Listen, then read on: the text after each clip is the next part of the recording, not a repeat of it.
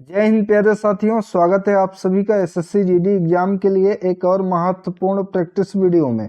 ये वीडियो आपके चल रहे एसएससी जीडी एग्जाम के लिए बहुत इंपॉर्टेंट है। इस वीडियो में उन सभी प्रश्नों को सम्मिलित किया गया है जो कि आपके एग्जाम के लिए मोस्ट इम्पॉर्टेंट हो सकते हैं। तो चलिए आज की वीडियो शुरू करते हैं। पहला प्रश्न है, बस स्टैंड के पास आवारा लड़कों के व्यवहार को बताते हुए तथा उनके खिलाफ छेड़खानी के विरुद्ध एफआईआर दर्ज करवाने के लिए किसे आवेदन पत्र लिखना होगा?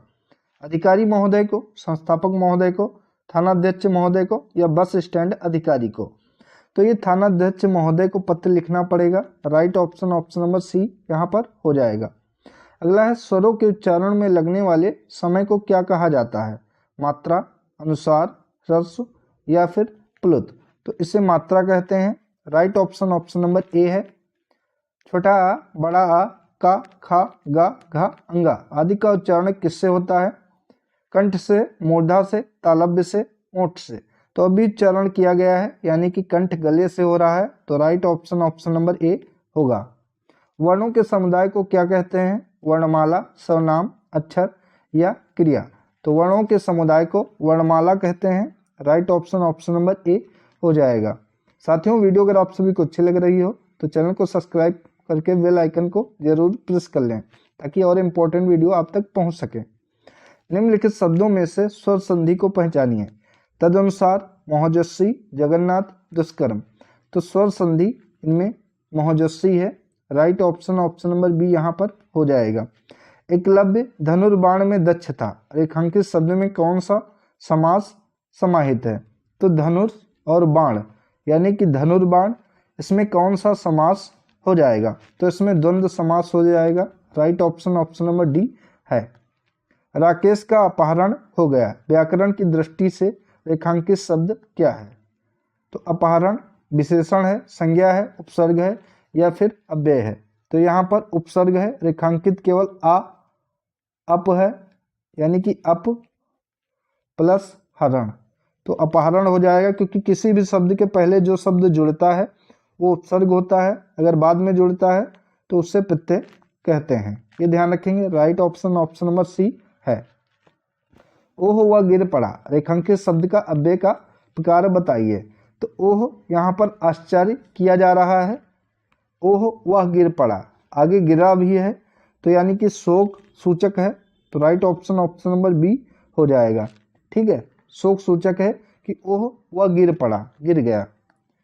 निम्नलिखित शब्दों में से तत्सम शब्द को पहचानिए। तो तत्सम शब्द वे शब्द होते हैं जो कि संस्कृत के समान होते हैं यानी कि उन शब्दों में कोई भी परिवर्तन नहीं किया जाता है, उन्हें तत्सम कहते हैं। तो इसका राइट ऑप्शन हो जाएगा अंश तत्सम शब्द है। बी करेक्ट ऑप्शन है। निम्नलिखित शब्दों में से तद्भव शब्द को पहचानिए। कटाह, अवर, रिक्त, कड़वा। तो तद्भव शब्द यहाँ पर कड़वा हो जाएगा। Right option option number D हो जाएगा। वे शब्द जो संस्कृत यानी कि मूल शब्दों से बने हैं और संस्कृत से उनका एक नया शब्द बना है जिसे तद्भव कहते हैं। ठीक है, तो राइट ऑप्शन डी हो जाएगा। निम्नलिखित शब्दों में से अर्ध तत्सम शब्द को पहचानिए। क्षीर, चद्दर, घी, त्वरित। तो इनमें से अर्ध तत्सम शब्द हो जाएगा आपका चद्दर। राइट ऑप्शन बी है। अगला प्रश्न है, निम्नलिखित शब्दों में से विदेशी शब्द को पहचानिए। निद्रा, अचरज, अलमारी या चबूतरा। तो इनमें से अलमारी जो कि विदेशी शब्द है। Right option option number c होगा। निम्नलिखित विशेषणों में से संज्ञा शब्द को पहचानिए। जयपुरी, नाविक, खिन्न या फिर पुष्प। तो यहाँ पर संज्ञा शब्द जो कि पुष्प हो जाएगा। Right option option number D है। अगला प्रश्न है, शीला अपने कपड़े स्वयं धोती है। रेखांकित शब्द में कौन सा सर्वनाम हो जाएगा? तो पुरुषवाचक तो नहीं होगा। यहाँ पर शीला अपने कपड़े स्वयं यानी कि स्वयं अपने आप काम कर रही है तो निजवाचक सर्वनाम हो जाएगा। Right option option number b है। निम्नलिखित शब्दों में से विशेषण को पहचानिए। वे शब्द जो किसी संज्ञा सर्वनाम की विशेषता बताते हैं विशेषण कहलाते हैं। तो जाना, देवता, सुंदर, कौन। तो यहाँ पर विशेषण शब्द इसमें हो जाएगा कि सुंदर, जैसे कि सुंदर पुरुष, सुंदर पेड़, सुंदर स्त्री। तो किसी संज्ञा या सर्वनाम की विशेषता जो शब्द बताते हैं उन्हें विशेषण कहते हैं। राइट ऑप्शन सी है। अगला है, मयंक उधर पढ़ता है। रेखांकित शब्द क्या है? तो उधर क्रिया विशेषण है, संज्ञा है, सर्वनाम है या फिर क्रिया है। तो उधर यानी कि ये क्रिया विशेषण हो जाएगा, राइट ऑप्शन ए है। वह लिखता है किंतु बात भी करता है। व्याकरण की दृष्टि से रेखांकित शब्द को पहचानिए। तो किंतु यहाँ पर क्या हो जाएगा, तो किंतु यहाँ पर अव्यय हो जाएगा, करेक्ट ऑप्शन बी होगा। वह आता ही होगा, रेखांकित शब्द की पहचान कीजिए। ही यहाँ पर उपसर्ग है, प्रत्यय है, सर्वनाम है या फिर निपात है। तो यहाँ पर निपात है, ये राइट ऑप्शन डी है। अगला, अमृत की वर्षा हो रही है, रेखांकित शब्द का पर्यायवाची शब्द नहीं है। तो यहाँ अमृत का पर्यायवाची शब्द इनमें से कौन सा नहीं है, तो सुधा, अमीय और सोम, ये तीनों अमृत के पर्यायवाची शब्द हैं, लेकिन अर्थ इसका नहीं है। तो right option option number c होगा। साधु सज्जन होता है, रेखांकित शब्द का सटीक विलोम क्या हो जाएगा, तो साधु का सटीक विलोम शब्द हो जाएगा असाधु, correct option option number A है। युग्म शब्द की कौन सी जोड़ी सही है, केस बाल, केला कदली, द्रव्य वित्त या उपयुक्त सभी। तो इनमें से सही सभी हैं, राइट ऑप्शन डी इसका हो जाएगा। अगला प्रश्न है, जो अपने स्थान या स्थिति से अलग ना किया जा सके उसके लिए एक शब्द क्या हो जाएगा। तो जो अपने स्थान या स्थिति से अलग ना हो उसके लिए अच्युत एक शब्द हो जाएगा, करेक्ट ऑप्शन ए है। इंपॉर्टेंट है ये, आप लोग ध्यान रखेंगे।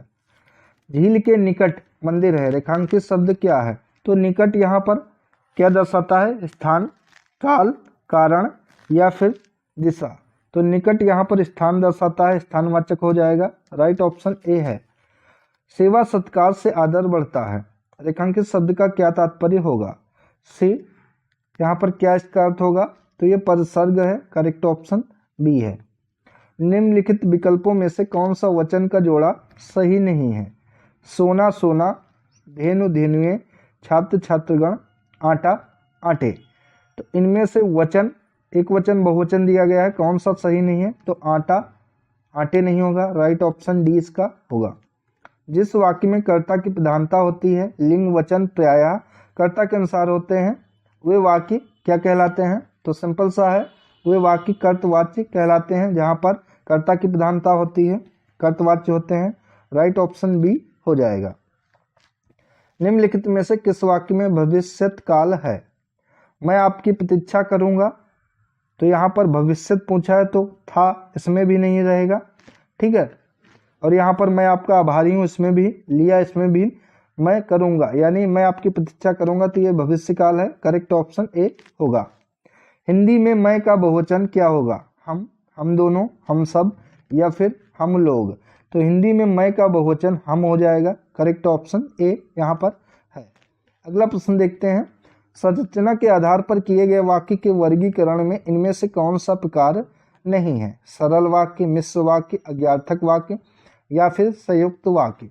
तो अज्ञार्थक वाक्य नहीं है, जबकि सरल वाक्य, मिश्र वाक्य और संयुक्त वाक्य ये तीनों नाम आपने सुने होंगे, लेकिन अज्ञार्थक वाक्य नहीं सुना हो। तो राइट ऑप्शन सी हो जाएगा। जो सेवा करता है वह मेवा पाता है, शैली के आधार पर वाक्य का प्रकार बताइए। तो जो सेवा करता है वह मेवा पाता है, ये समीकृत वाक्य है, करेक्ट ऑप्शन बी होगा। मैंने यह काम कर लेना चाहिए, अशुद्ध वाक्य अंश को पहचानिए। तो यहाँ पर मैंने ही अशुद्ध है, मुझे यह काम कर लेना चाहिए, इस प्रकार से वाक्य है, सही होगा। तो राइट ऑप्शन ए यहाँ पर है। आप कितने भाई हैं, रेखांकित चिन्ह को पहचानिए। लाघव चिन्ह है, अल्पविराम है, प्रश्नवाचक, तो ये प्रश्नवाचक चिन्ह है, आप कितने भाई हैं। विस्मयाद बोधक इस तरीके से होता है। लाघव चिन्ह जैसे कि डॉक्टर में होता है, ये लाघव चिन्ह होता है, ठीक है। और अल्पविराम चिन्ह इस तरीके से होता है। तो राइट ऑप्शन बी यहाँ पर होगा। जिस वाक्य में वह, यह, तब, तो या अब इत्यादि लुप्त हो वहाँ किस विराम चिन्ह का प्रयोग किया जाता है, तो वहाँ पर अल्पविराम चिन्ह का प्रयोग किया जाता है, राइट ऑप्शन सी होगा। इस विद्यालय में दाखिला मिलना टेढ़ी खीर है। तो टेढ़ी खीर का सही अर्थ क्या होगा, कठिन कार्य होना, आसान कार्य होना, प्रयत्नशील होना या असंभव कार्य होना। तो टेढ़ी खीर इसका अर्थ हो जाएगा कठिन कार्य होना, करेक्ट ऑप्शन ए है। पेट भरे मन मोदक से कब, लोकोक्ति का सही अर्थ क्या होगा, तो पेट भरे मन मोदक से कब इसका अर्थ होगा कि केवल सोचते रहने से किसी काम में सफलता ना मिलना, right option option number D होगा। सवाल जवाब, बहस, हुज्जत या दिए गए उत्तर पर उत्तर के लिए एक शब्द क्या हो जाएगा? उत्तरापेक्षी, उत्तरण, प्रत्युत्तर या उत्तरोत्तर। तो इसका राइट ऑप्शन हो जाएगा प्रत्युत्तर। करेक्ट ऑप्शन सी है। दिए गए विकल्पों में से गेह के समानार्थी शब्द कौन से हैं? तो गेह के समानार्थी या पर्यायवाची शब्द यहाँ पर पूछे गए हैं, कौन से हो जाएंगे? तो गेह का अर्थ होता है ग्रह या घर, सदन, भवन, निकेतन। तो राइट ऑप्शन सी यहाँ पर होगा। इनमें से कौन सी बोली पश्चिमी हिंदी के अंतर्गत नहीं आती है? तो खड़ी बोली, ब्रजभाषा, कन्नौजी, ये तीनों जो कि पश्चिमी हिंदी के अंतर्गत आती हैं, लेकिन अवधी ये पूर्वी हिंदी के अंतर्गत आती है। तो राइट ऑप्शन डी यहाँ पर होगा। हिंदी में अधिकांश शब्द किस भाषा से आए हैं? तो हिंदी में अधिकांश शब्द जो कि संस्कृत भाषा से आए हैं। राइट ऑप्शन ए है। पद्मावत के रचयिता कौन है? बहुत इंपॉर्टेंट ये पुस्तक है, अक्सर एग्जाम में देखने को मिल जाती है। तो पद्मावत की रचना जो कि मलिक मोहम्मद जैसी के द्वारा की गई है। करेक्ट ऑप्शन ए हो जाएगा। और ये एक उपन्यास है इनका। ठीक है। अगला है अंग्रेजी का हिंदी अनुवाद लिखिए, सही अनुवाद स्पष्ट कीजिए। Hindi is a phonetic language. Hindi एक लचर भाषा है, हिंदी एक ध्वन्यात्मक भाषा है, हिंदी हमारी मातृभाषा है, या हिंदी एक राजभाषा है? तो हिंदी एक ध्वन्यात्मक भाषा है। राइट ऑप्शन बी यहाँ पर हो जाएगा। मुक्त आंखों का इलाज, इसका सही अनुवाद क्या हो जाएगा? Free treatment for the eyes, treatment free for eyes, free eyes treatment for the I, treatment free. तो ये तो गलत ही होगा। तो मुक्त आंखों का इलाज, इसका सही अनुवाद हो जाएगा यहाँ पर कि free treatment for the eyes. Right option A है। नीचे गद्यांश दिया गया है, 3 प्रश्न इससे संबंधित हैं, 4 प्रश्न, उनको गद्यांश को सही पढ़कर प्रश्नों के उत्तर देने हैं। तो सबसे पहले ध्यान पूर्वक आपको गद्यांश पढ़ना अपने एग्जाम में। साहस की जिंदगी सबसे बड़ी जिंदगी होती है। ऐसी जिंदगी की सबसे बड़ी पहचान यह है कि वह बिल्कुल निडर, बिल्कुल बेखौफ होती है। साहसी मनुष्य की पहली पहचान है कि वह इस बात की चिंता नहीं करता है कि तमाशा देखने वाले लोग उसके बारे में क्या सोच रहे हैं। दूसरों की परवाह किए बगैर जीने वाला आदमी दुनिया की असली ताकत होता है, और मनुष्यता को प्रकाश भी ऐसे ही आदमी से मिलता है। साहसी मनुष्य उन सपनों में भी रस लेता है जिनका कोई व्यवहारिक अर्थ नहीं है। साहसी मनुष्य सपने उधार नहीं लेता, वह अपने विचारों में रमा हुआ अपनी ही किताब पढ़ता है। झुंड में चलना और झुंड में चरना तो भैंस और भेड़ का काम होता है। साहसी मनुष्य तो सिंह के समान होता है जो अकेले होने पर भी मग्न रहता है। अर्नाल्ड बेनेट ने एक जगह लिखा, जो आदमी उपयुक्त अवसर मिलने पर भी साहस से काम न ले सका वह कभी भी सुखी नहीं हो सकता। साहस पर समय न दिखाने वाला व्यक्ति अपने भीतर एक आवाज़ सुनता है जो उसे बराबर कहती, तुम साहस नहीं दिखा सके, तुम कायर की तरह भाग खड़े हुए। अब इसके अनुसार प्रश्नों के उत्तर देने हैं। साहसी मनुष्य किसके समान होता है? तो साहसी मनुष्य जो कि सिंह के समान होता है क्योंकि अकेला रहता है। करेक्ट ऑप्शन सी हो जाएगा। अकेले में भी हर प्रकार से सोच सकता है। साहसी मनुष्य क्या उधार नहीं लेता? सपने, विचार, बुद्धि या फिर अवसर। तो सपने उधार नहीं लेता। करेक्ट ऑप्शन ए होगा। दुनिया की परवाह किए बिना जीने वाले व्यक्ति से किसको प्रकाश मिलता है? तो मनुष्यता को प्रकाश मिलता है। करेक्ट ऑप्शन सी है। लेखक ने कैसे जीवन को महान बताया है? तो लेखक के अनुसार हिम्मत के जीवन को महान बताया गया है। राइट ऑप्शन डी है। सिंदूर की होली किस विधा की रचना है? कहानी है, उपन्यास है, नाटक है या फिर निबंध है? तो सिंदूर की होली जो कि एक नाटक है। करेक्ट ऑप्शन सी है।